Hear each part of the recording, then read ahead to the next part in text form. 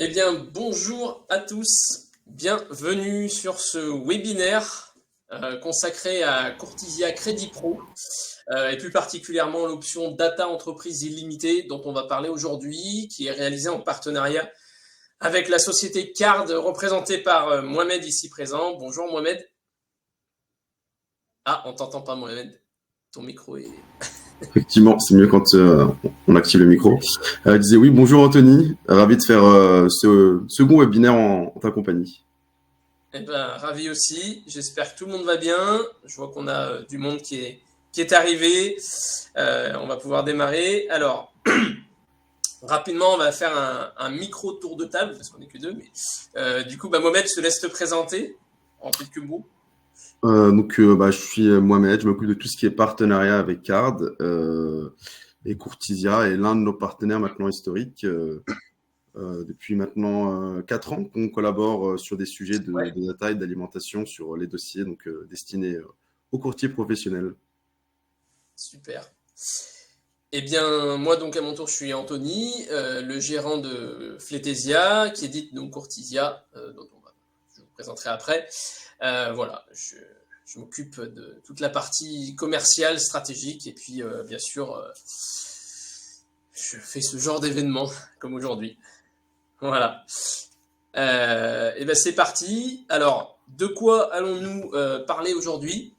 Donc, on va voir comment, grâce à cette solution mise en place en collaboration avec Card, on va pouvoir obtenir facilement les liasses fiscales de vos clients, le dépouillement automatique des bilans, la cartographie, l'organigramme des dirigeants et des entreprises, les antécédents et cotations, et puis une analyse aussi des relevés bancaires.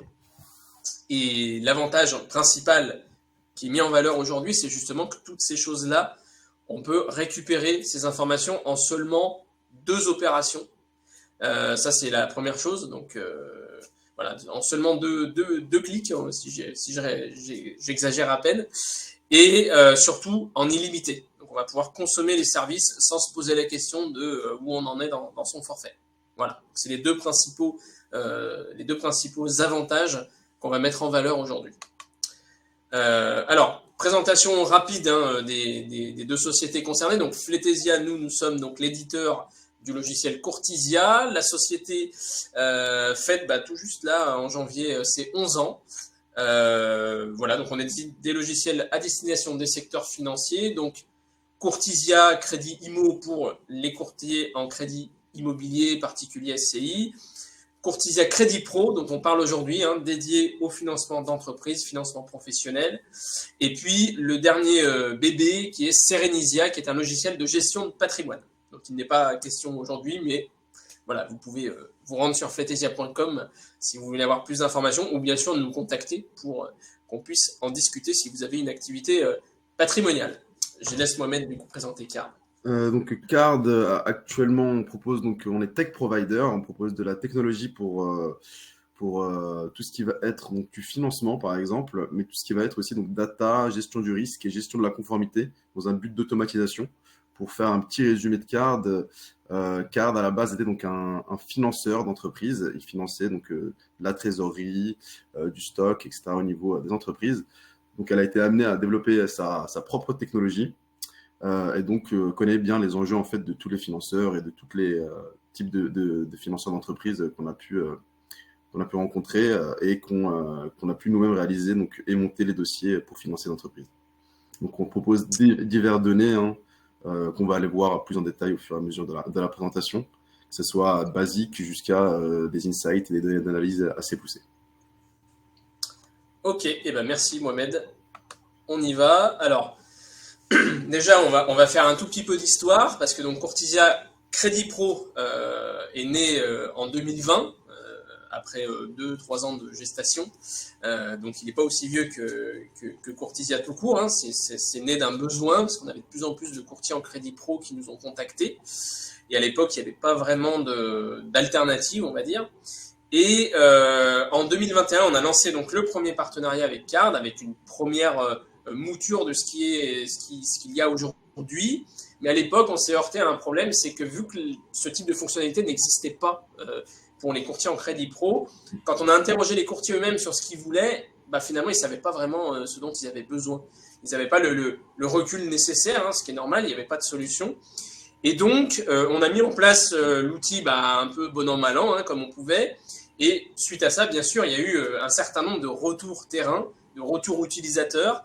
Vous nous avez dit en grande majorité que la richesse fonctionnelle était là. Il y avait vraiment des fonctionnalités inédites. Mais par contre, l'expérience utilisateur était à revoir. Parce que voilà, ce n'était pas du tout optimisé pour une utilisation au quotidien dans des dossiers pro. Donc nous, on a pris ça au pied de la lettre, on vous a écouté, et cette année, en 2023 du coup, parce qu'on a changé, on est en 2024, mais du coup en 2023, on a fait un très très gros travail les 6 premiers mois de l'année pour sortir à la fin de l'été cette nouvelle version du partenariat avec Card. Donc on a baptisé Data Entreprise Illimitée, qui est un univers fonctionnel à lui tout seul, qui est maintenant vraiment très pratique, puisque voilà, on a tout concentré en 2 opérations. Je vais vous montrer avec quelques copies d'écran pour avoir une efficacité maximum et surtout finalement remplir notre mission, nous d'éditeurs de logiciel, qui est là pour vous faire gagner du temps avant tout. Voilà, c'est ça le but. On vend du gain de temps, du confort et de la simplicité et de la sécurité. Donc c'est vraiment là-dessus qu'on a voulu insister. Voilà, donc déjà la première opération qui permet déjà d'obtenir un très grand nombre d'informations, c'est lors de la création du dossier. Quand vous créez un dossier donc pour un client, si ce client est déjà entrepreneur ou a déjà des parts dans des sociétés, ou alors si la société, l'objet du projet, existe déjà, eh bien, vous pouvez la retrouver très facilement avec le numéro de sirène ou avec l'identité du dirigeant. On peut retrouver tout de suite là où les sociétés concernées, ce qui permet tout de suite de récupérer déjà une grande quantité d'informations qu'on n'a pas besoin du coup de demander au client, ni de mettre en forme dans la note de synthèse. Ça, c'est le premier point. Et l'autre avantage aussi, c'est qu'on a scindé en 2, c'est-à-dire que maintenant, vous avez la possibilité de récupérer les informations de la société porteuse du projet, et donc de son groupe, si on a une constellation de sociétés. Mais dans le cas d'un rachat de société, par exemple, on va pouvoir analyser aussi la société cible, puisque la banque, en tout cas l'établissement qui va financer le projet, va vouloir aussi voir si l'établissement cible présente une capacité d'autofinancement ou des choses qui vont permettre d'appuyer le projet. Voilà. Donc l'autre opération, la deuxième, qui vient compléter le tableau, c'est qu'une fois que le dossier est créé, on peut faire ce qu'on appelle le dépouillement des données entreprises. Donc tout simplement, on va aller récupérer les liasses fiscales et donc calculer automatiquement tous les ratios. Et ça, ces 2 autres éléments-là vont permettre aussi de reboucler derrière avec l'analyse financière, etc. Donc on va vous présenter ça en détail par la suite. Alors après, il y a une troisième opération que je n'ai pas nommée ici, c'est vrai, qui est celle de la récupération des données bancaires. Mais je l'inclus dans le même bloc que ça, parce que ça se fait un peu au même endroit. Donc en fait, on peut récupérer également, agréger les comptes bancaires d'une société pour obtenir une analyse fine du comportement bancaire de l'entreprise. Mais ça, Mohamed vous développera ça plus tard. Yes. Voilà. Et donc, la grande nouveauté aussi, c'est que vous avez désormais accès au dashboard, au tableau de bord de Card, directement depuis le dossier Courtisia. C'est-à-dire, vous cliquez sur un bouton et vous avez un tableau de bord pour l'entreprise porteuse du projet comme pour l'entreprise cible, dans le cas d'un rachat de société. Et vous avez un tableau de bord qui va vous permettre d'obtenir une mine d'informations pour analyser le dossier en détail. Donc, par exemple, on voit ici sur la copie d'écran qu'on va pouvoir analyser les finances de la société, donc si on a récupéré la liasse fiscale. Et puis, on va pouvoir aussi faire le background check, donc la vérification d'antécédents. On reviendra aussi là-dessus. On va pouvoir analyser les comptes bancaires si on a fait l'agrégation avec les comptes bancaires. Et on va pouvoir vérifier toutes sortes de choses, voir un peu l'historique de la société, les différents actes légaux, les litiges en cours s'il y en a, avec les tribunaux de commerce, les procédures collectives s'il y en a, etc. Mais voilà, on développera tout ça après. Mais c'est vraiment une centralisation de la data. Mais ce qu'il faut comprendre aussi, c'est que en en plus de ce dashboard, bien sûr, dans la note de synthèse de Courtisia que vous allez générer avec Courtisia, vous récupérez aussi ces données. C'est là l'avantage, c'est que vous n'avez pas besoin de les récupérer là-dedans et de les dupliquer. Ça se fait automatiquement. Donc, vous ne perdez pas de temps. Tout se fait tout seul. Le squelette de la note de synthèse se génère tout seul. Donc, bien sûr, ça exclut pas le rédactionnel. Vous allez devoir quand même rédiger quelques laïus, etc. pour expliquer, développer le projet, vendre le projet. Mais tout ce qui est chiffré, organigramme, toutes ces choses-là sont déjà importées automatiquement dans la note de synthèse. Et dans les annexes, en pièces justificatives, on récupère automatiquement déjà tous les actes légaux. Donc c'est autant d'opérations en moins pour vous. Voilà. Sur le dashboard card aussi, ce qui est intéressant, c'est que vous allez pouvoir non seulement analyser les finances de manière globale, objective, mais aussi, enfin subjective, mais aussi de manière objective avec une comparaison avec les données du secteur d'activité.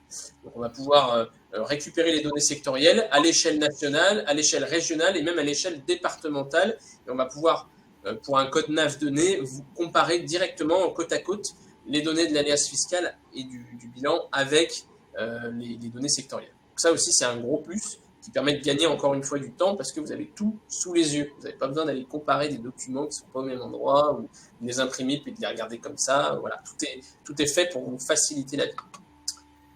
Alors, comment est-ce qu'on obtient les liasses fiscales? Parce que j'en parle depuis tout à l'heure et sûrement certains d'entre vous se disent, bah oui, mais dans le monde des TPE, PME, 95% des liasses fiscales sont confidentielles. Donc, comment on fait dans ces cas-là et comment se passe le dépouillement ensuite?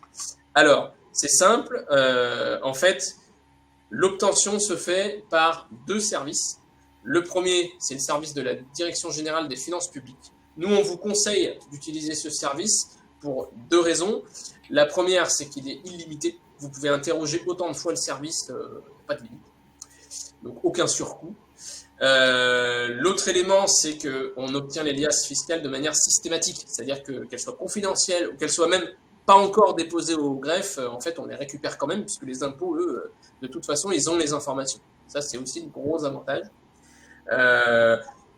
Et simplement, par contre, évidemment, on va envoyer un mail de votre part au client avec un lien sur lequel il va pouvoir, donc c'est un lien sécurisé, sur lequel il va pouvoir renseigner ses identifiants impôts.gouv, lui ou son expert comptable, parce qu'on sait que parfois, dans beaucoup d'entreprises, le gérant lui-même n'a pas accès aux identifiants impôts.gouv, c'est l'expert comptable. On va pouvoir demander à l'expert comptable de procéder à l'identification. Et on est bien d'accord qu'on est dans le cadre d'une agrégation, c'est-à-dire que ça fonctionne comme l'agrégation bancaire sur les logiciels de patrimoine. Jamais vous n'allez récupérer les identifiants impôts.gouv de votre client. Vous récupérez le flux. C'est ça qu'il faut faire comprendre à votre client, c'est que votre client il va s'identifier sur un espace sécurisé une seule fois, mais derrière on ne conserve rien. On récupère un flux d'informations qui est transmis à Courtisia. C'est bien ça qu'il faut comprendre. Voilà, donc là-dessus, vous pouvez rassurer vos clients, vous n'allez jamais avoir accès à ces comptes impôts.gouv. Le dépouillement, quant à lui, donc, on verra après qu'il est fait de manière totalement automatisée. Tous les ratios sont calculés donc automatiquement. Donc, comme je l'ai dit tout à l'heure, on a séparé la notion de société porteuse du projet et de société cible. Donc, quand on rachète une société, typiquement, dans les projets de croissance externe, etc., on a bien la possibilité d'analyser les deux entreprises pour bien la banque ait toutes les informations pour pouvoir trancher. Et on peut obtenir aussi donc l'analyse financière de la société cible en parallèle, toujours avec DGFIP ou de la manière dont je l'ai expliqué avant. Alors après, je vous expliquerai, il y a un deuxième moyen d'obtenir les infos si DGFIP n'est pas possible avec votre client.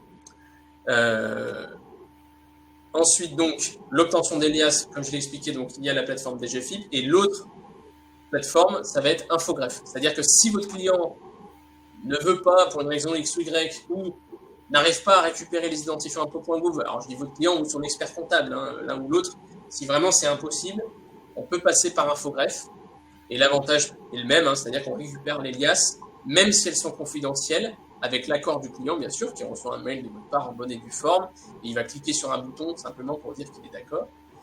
Et là, on récupère aussi les liasses.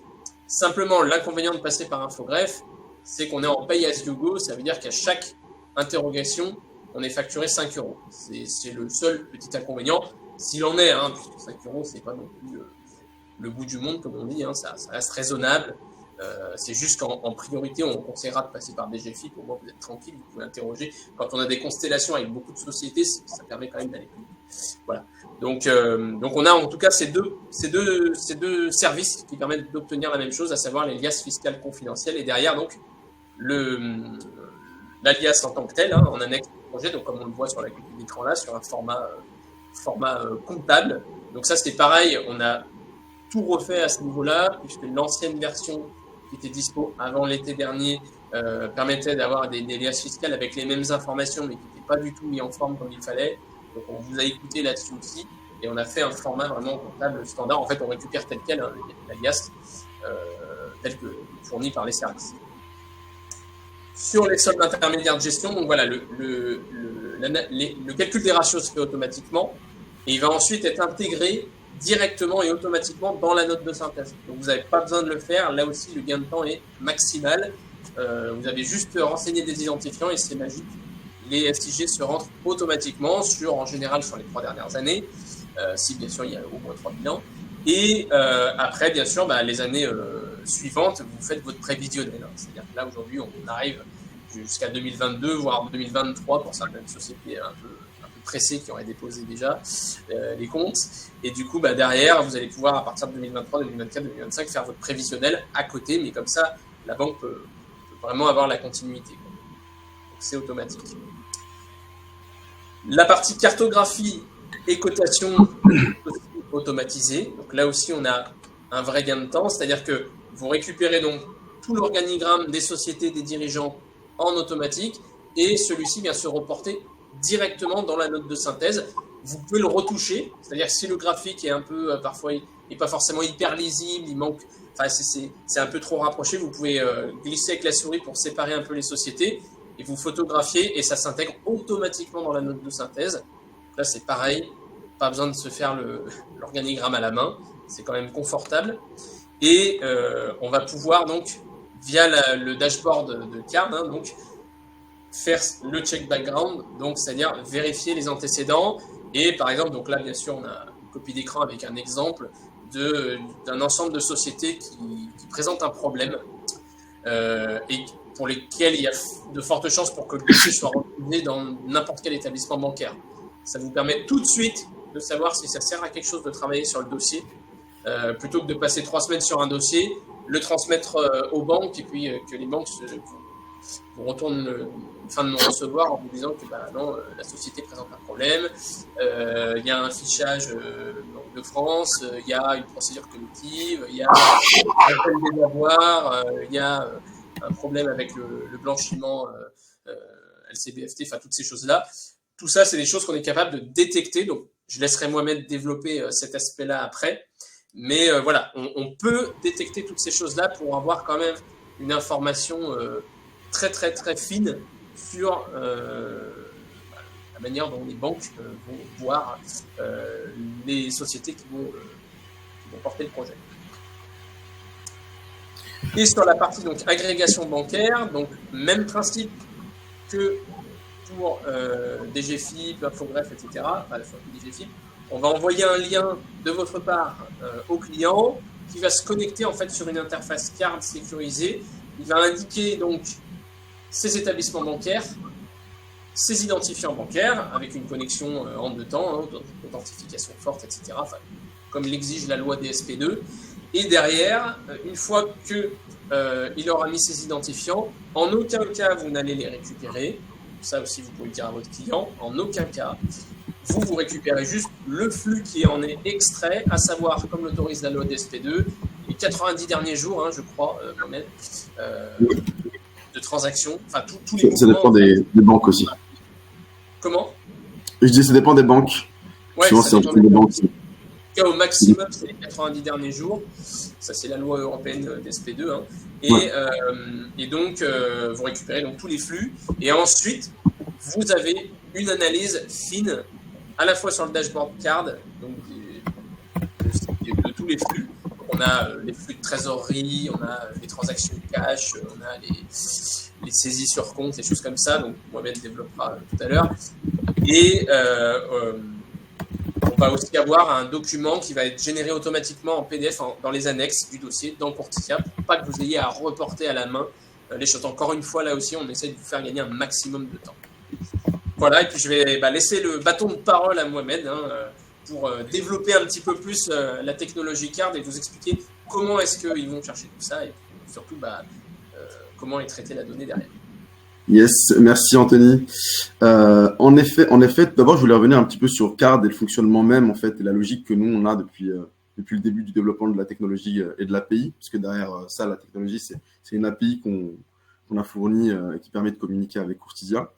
On est en fait multi-source, mais aussi on est donc toujours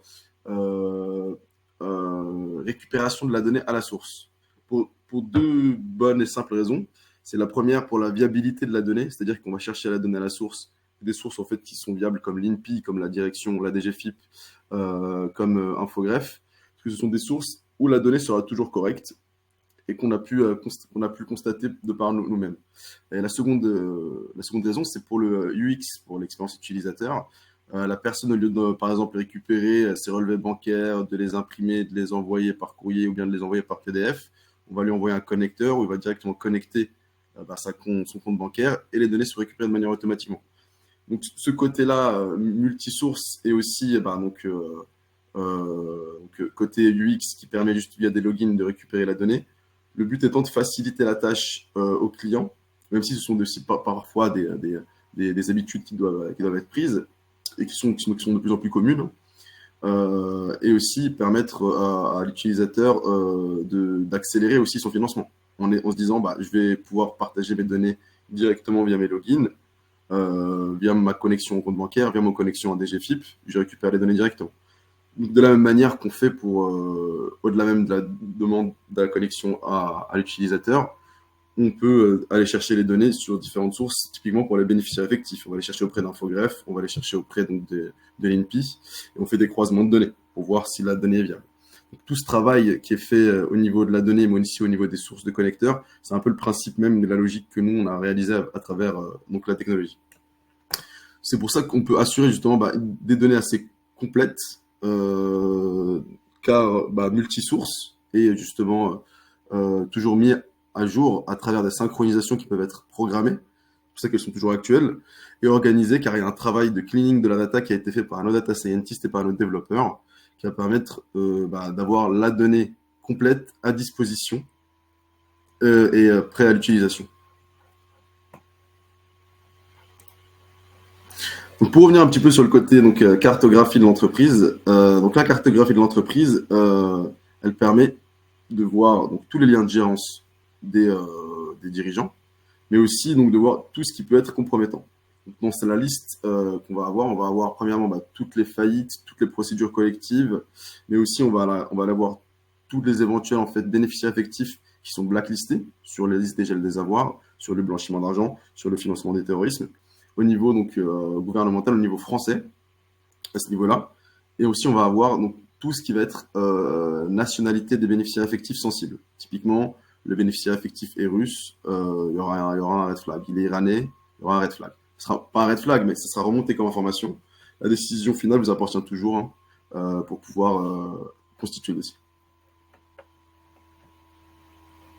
Et Mohamed, j'en profite, j'ai lu une question qui est posée par Naïma, c'est Loane. Oui. Bonjour Naïma. Elle demande donc est-ce qu'on a accès au FIBEN? Je te laisse. Effectivement, vous n'avez pas accès au FIBEN, mais nous on reconstitue ce qu'on appelle le FIBEN 51 sur le dirigeant. Donc là, typiquement sur la cartographie, il y a un FIBEN 51 qui est réalisé. Donc s'il y a un red flag, il va être remonté tout pareil que le FIBEN 51. On l'a même élargi car le FIBEN 51 prend jusqu'à 5 années, 5 années d'historique. Nous on va prendre jusqu'à 7 ans d'historique pour être un peu large au niveau des données éventuelles. Ou des faillites ou des données sensibles, on va dire. Et on a aussi toutes les procédures collectives. Ouais, exactement. Donc, pour refaire la liste, on va avoir le FIBEN 51, on va avoir les procédures collectives, les faillites personnelles, les interdictions de gérance. On va avoir tout ce qui va être listing, check sur le listing des bénéficiaires effectifs et des dirigeants. Tous ces checks sont faits sur les deux, bénéficiaires effectifs et dirigeants. Et donc, on va voir aussi toutes les relations de gérance et capitalistiques qui remontent et qui peuvent être détectées en disant oh, voilà, il y a une entreprise qui est liée à travers une autre entreprise et qui est en procédure collective, par exemple. Oui, pour éventuellement anticiper les effets de contamination ou autres à ce sujet-là. Ok, merci. Donc, comme j'ai dit tout à l'heure, on est multi-sources au niveau de nos données et on essaie de les garder au maximum le plus complètes. Pour ça, on va aller chercher les données sur différentes sources. La première, par exemple, pour les dirigeants et les actionnaires, ça va être à l'INPI, ça va être à l'infogreffe et aussi sur les documents qu'ont publiés les entreprises. Ça va être les actes, ça va être aussi de la publication officielle de la part des entreprises. On va aller donc l'analyser à travers donc, notre machine learning. On va faire de l'océarisation en fait des documents. On va récupérer les textes et on va le lier à l'entreprise. Ensuite, on va analyser et en faire ressortir toutes les données qui sont viables et qui peuvent être utilisées, par exemple, pour détecter les bénéficiaires effectifs ou les dirigeants.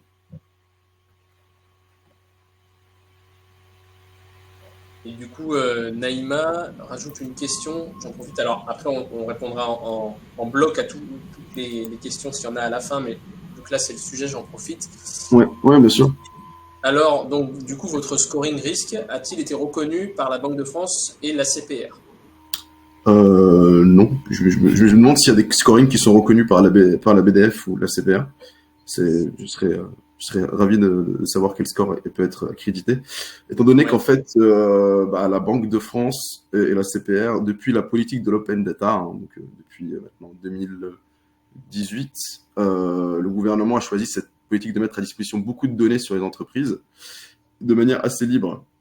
Et donc, du coup, ces données-là, elles peuvent être exploitées et aussi donc en faire ressortir du scoring ou tout simplement réussir à faire ressortir des données comme le FIBEN 51 de la Banque de France à travers ces données-là. C'est pas de la donnée qui est à la base toute propre. Il faut travailler dessus. Il faut qu'il y ait du travail donc d'ingénieurs à travers les data scientists et les développeurs qui ont travaillé dessus pour pouvoir faire ressortir là typiquement le même FIBEN que celui qu'a la Banque de France, le FIBEN 51. Avec plaisir, Naïma. Si vous avez d'autres questions, n'hésitez pas.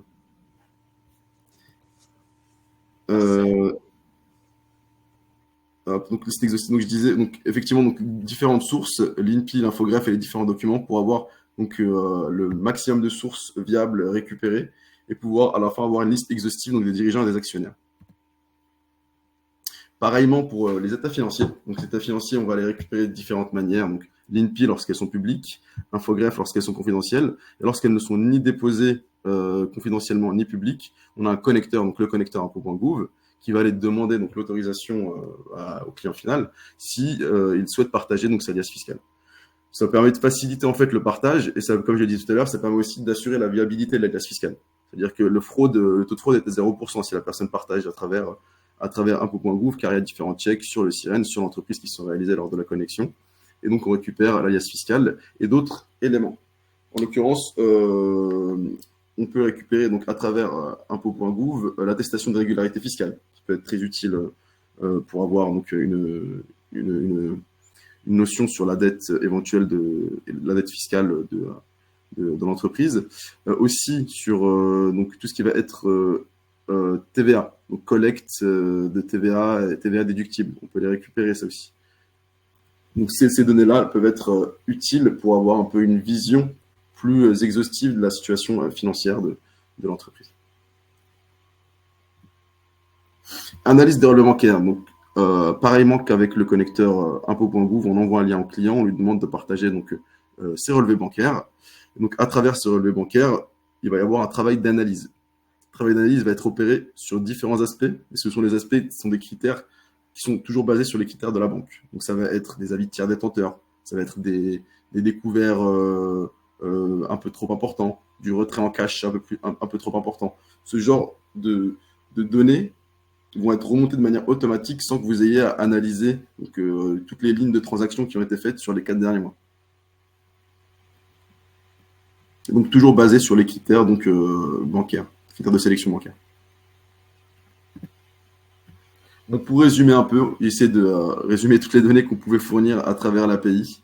Donc, on peut avoir des données assez, on va dire, de base concernant le profil de l'entreprise. Son identité, les dirigeants, les bénéficiaires effectifs et l'établissement. En l'occurrence, ce qui va nous permettre de pouvoir avoir une analyse poussée et surtout viable, c'est qu'on a toujours l'identité complète des dirigeants et des bénéficiaires effectifs. Donc, pour les checks sur le blacklisting, on va utiliser prénom, nom, date de naissance et éventuellement lieu de naissance, ce qui évite en fait les faux doublons et toute autre incohérence au niveau des données. Et surtout, ça nous permet de pousser les analyses, comme par exemple la cartographie, ça nous permet de créer ce genre de choses, car on a accès à l'identité complète des dirigeants et des bénéficiaires effectifs. Au niveau du légal, donc comme je vous disais, procédure collective, décision de justice, les conformités, comme on a pu le voir sur le background check, au niveau des dirigeants et des bénéficiaires effectifs, et les documents légaux assez classiques pour faire le KYB de l'entreprise lors de son financement. Au niveau de décision de justice, c'est vrai que je n'ai pas abordé le sujet. Décision de justice, donc toutes les décisions de justice sur les 30 dernières années sur l'entreprise, on y a accès.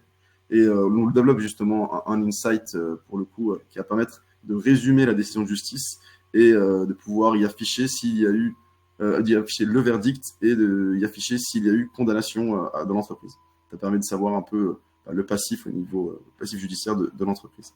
Au niveau donc des finances, alias fiscale, analyse, on a pu en discuter. La capitalisation, c'est aussi quelque chose qui va arriver en cours de 2024. Ça va être donc toute la liste des actionnaires, pas les bénéficiaires effectifs, mais ceux qui ont moins de 25%, donc des parts qui vont tout de même être remontées à travers nos données pour pouvoir faire éventuellement des checks. Ça dépend de la taille de l'entreprise, mais ça peut être utile. L'analyse sectorielle qui est présentée en tenue. Comment ? Je dis ça, c'est une bonne nouvelle, ça.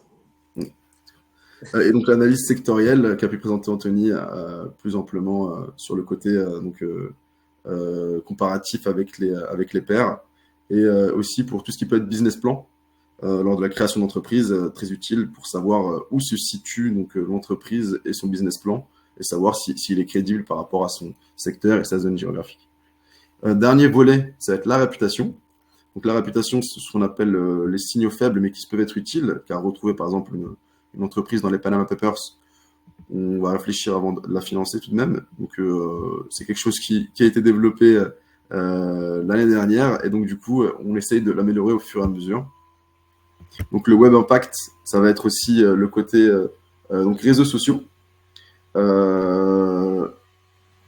sites des entreprises, et toutes les données aussi un peu disponibles sur les personnes de l'entreprise. Ça veut dire qu'on va pouvoir retrouver, par exemple, si un directeur commercial qu'il a diffusé ces informations sur Internet, on va retrouver donc le nom du commercial, prénom, adresse email, et parfois le numéro de téléphone s'il est disponible.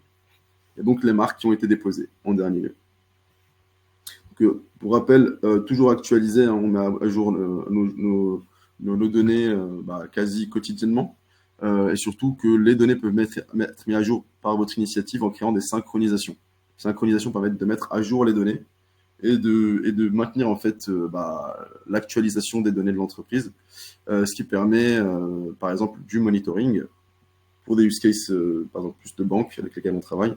Le monitoring est très utile pour pouvoir avoir la visibilité s'il y a un changement de bénéficiaire effectif, s'il y a eu un fichage d'un dirigeant ou autre, ça peut remonter en petite lumière en disant hop là, attention, un bénéficiaire effectif il y a un changement de bénéficiaire effectif et ce bénéficiaire effectif, par exemple, est blacklisté. Ce genre de choses, on peut y avoir accès.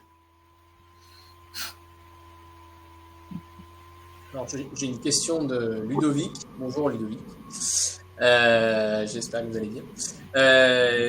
Qui nous demande si ces données concernent l'ensemble des types de sociétés. Donc SCI, qu'elles soient liées, soit lières, sociétés commerciales diverses et variées, SARL de famille, etc.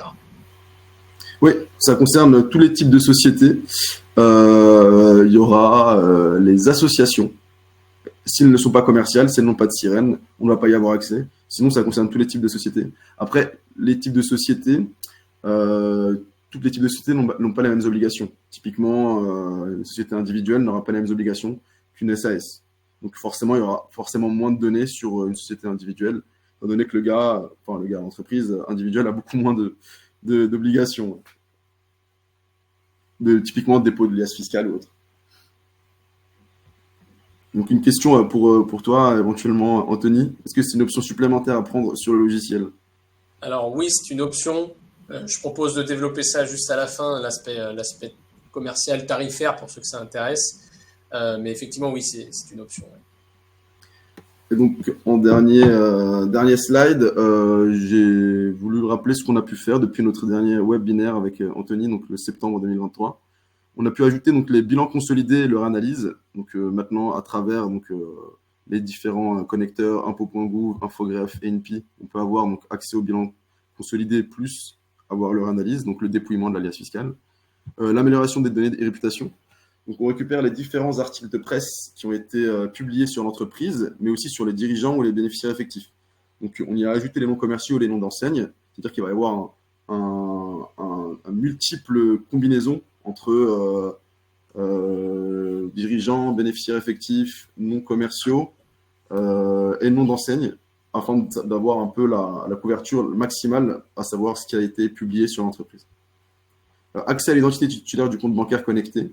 Donc maintenant, le compte bancaire, on y affiche le nom et le prénom des titulaires de l'entreprise, des titulaires du compte bancaire, pardon. Le background check. Le background check, maintenant, on y affiche donc s'il y a une entreprise étrangère qui est liée à une autre entreprise, on va l'afficher. On va afficher donc l'origine de l'entreprise, c'est-à-dire le pays dans lequel elle est située. Et donc l'amélioration sur la personnalisation de la page des connexions. Donc, quand vous allez envoyer votre lien impôts.gouv ou votre lien Open Banking pour qu'il puisse partager ces données, eh ben, vous avez une petite personnalisation en disant bienvenue Courtisia afin de partager vos informations financières ou bancaires. Vous allez passer par notre partenaire de confiance card. Donc, il y a un message bien plus personnalisé pour l'entreprise. Eh ben, merci beaucoup Mohamed pour cette présentation détaillée de tout l'univers card. Donc la présentation est terminée. Je vous invite à nous poser toutes vos questions. On est là, disponible pour y répondre. Je vais enchaîner sur le volet tarifaire pour répondre de manière plus complète à Clémence. Qui nous a donc demandé si c'était une option. Alors, je vous explique globalement comment ça fonctionne. Donc, Courtisia Crédit Pro, déjà, donc il y a une licence principale qui est facturée sous forme d'abonnement. Alors, c'est un abonnement mensualisé. Il y a un engagement de 12 mois, mais c'est mensualisé avec un prélèvement automatique qui va comprendre tous nos services. C'est-à-dire que vous avez chez nous ce qu'on appelle, nous, un interlocuteur dédié qui s'occupe de vous, qui est désigné dès le départ, qui est là pour vérifier votre bonne prise en main du logiciel, ainsi que celle de vos collaborateurs ou de vos collègues, si c'est le cas.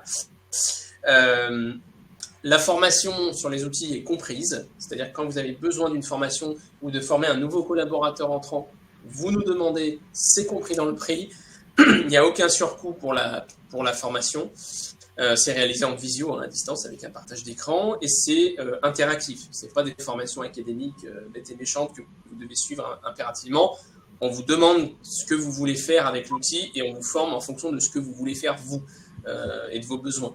Notre objectif à nous, c'est que plus vite vous êtes sur les rails pour utiliser le logiciel en autonomie, également, plus c'est profitable pour nous, plus que ce soit profitable pour vous, puisque nous, ça fait toujours moins de support derrière.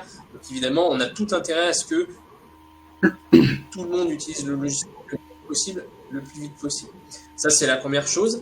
Également, bien sûr, tout le stockage des documents, des pièces, de la data, etc. est totalement illimité. Il n'y a pas de surcoût, même si vous accumulez des téraoctets de données sur des années, il n'y a pas de surcoût, ça n'impactera jamais le coût de l'abonnement. Tout est stocké en France dans le respect strict de la réglementation, avec des certifications officielles pour nos data centers qui sont géographiquement éloignés, etc.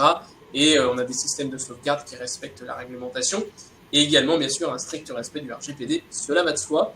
Et puis pour finir avec les services, bien entendu, ça va sans dire, mais toutes les mises à jour du logiciel sont incluses. Il n'y a jamais de surcoût pour obtenir une mise à jour chez Fletesia. Donc, Courtisia Crédit Pro, la licence de base est à 96 € hors taxe mensuel. 96 € hors taxe. Et pour avoir accès à tout ce qu'on vient de vous présenter à l'instant, donc toute la partie qu'on a baptisée Data Entreprise Illimitée, on est à 70 € hors taxe mensuel, sur un engagement de 12 mois également. Donc, le modèle économique a un petit peu changé depuis cet été, puisque avant, on avait non pas une, mais 2 options card. Donc, c'était un petit peu plus compliqué, parce qu'il y avait des choses dans l'une et pas dans l'autre, etc. Et le package global était finalement beaucoup plus cher, puisqu'en fait, il était plus cher de 5 €, c'était 75 € hors taxe mensuelle, mais surtout, c'était pas illimité. Il y avait un forfait mensuel maximum à pas dépasser sur chaque interrogation, etc. C'était très contraignant. Donc là-dessus, on vous a écouté, on a proposé quand même quelque chose de beaucoup plus confortable financièrement, puisque voilà, c'est moins cher, mais surtout, c'est illimité. Donc on est quand même sur quelque chose de beaucoup plus compétitif. Voilà. Et encore une fois, à l'heure actuelle et à notre connaissance, c'est la seule offre du marché à proposer tout cet ensemble d'obtention de la data et de raffinage de la donnée derrière. Donc voilà, donc une offre finalement assez unique sur le marché, puisqu'elle n'a pas vraiment de comparatif, d'éléments comparatifs. Voilà, pas de concurrence. Et puis c'est aussi des données qui sont utilisées par les banquiers, hein, mine de rien, sauf bien sûr l'accès au FIBEN. Globalement, on s'est en fait inspiré et surtout en fait on s'est fait conseiller par différents banquiers donc du financement professionnel pour créer nos insights, pour créer toutes les données d'analyse pour qu'elles puissent être le plus viable possible et le plus approprié pour le banquier à la base. Donc, on va dire que, in fine, avoir ce genre de données, c'est quasiment avoir la visibilité que va avoir le banquier. Sauf éventuellement certains FIBEN qui ne sont pas trop accessibles. Voilà, donc on vous laisse poser encore vos questions si vous en avez. On a encore quelques minutes devant nous, donc profitez-en. Après, c'est vrai que la présentation de Mohamed a été tellement complète que finalement, il n'y a pas beaucoup de questions. Peut-être que j'ai peut-être rentré trop dans le détail. Non, bah, écoute, hein, tant mieux, vaut mieux dévoiler un maximum de choses pour que les gens puissent disposer des informations. Ah, on a une nouvelle question de Ludovic qui nous dit, en termes de procédure, existe-t-il un support d'explication? Je pense que c'est une question pour moi, du coup. Je pense, Ludovic, vous parlez d'un manuel utilisateur, finalement, hein, c'est ça. Alors, en termes de notice d'utilisation, oui, bien sûr, hein, sur demande, on fournit un document complet qui permet de comprendre comment on utilise l'outil dans Courtisia. Et en parallèle, on fournit la notice d'utilisation du dashboard card, qui est un univers à part entière. Donc comme ça, vous avez vraiment les 2 notices d'utilisation, côté Courtisia, côté card, et au moins vous avez tout pour travailler, quoi.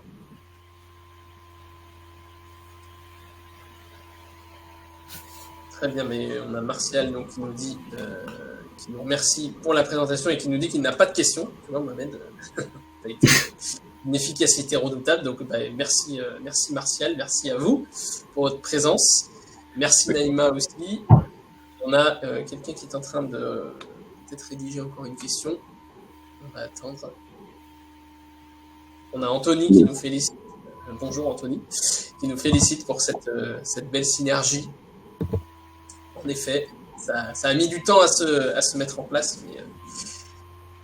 Et on a Jean-Philippe qui nous demande si le webinaire sera rediffusé. Oui, Jean-Philippe, pas de problème. Dans quelques instants, on va pouvoir extraire l'enregistrement. Juste le temps de faire des coupures début, fin, etc. pour éviter les aléas du direct. Et puis on le mettra en ligne, évidemment, et on le diffusera sur les réseaux sociaux pour que vous puissiez le regarder tranquillement. Ainsi que pour toutes les personnes, d'ailleurs, qui n'ont pas pu se rendre disponibles ce matin. Voilà. Merci à vous pour votre participation. Merci Jean-Philippe et Clémence. Merci à tous. Je ne sais pas s'il y a d'autres questions. J'ai l'impression qu'il n'y a plus de questions. Tant mieux, ça veut dire qu'on a informé les gens comme il se devait. Je patiente encore une petite minute pour quand même être sûr que pas des idées qui arrivent après.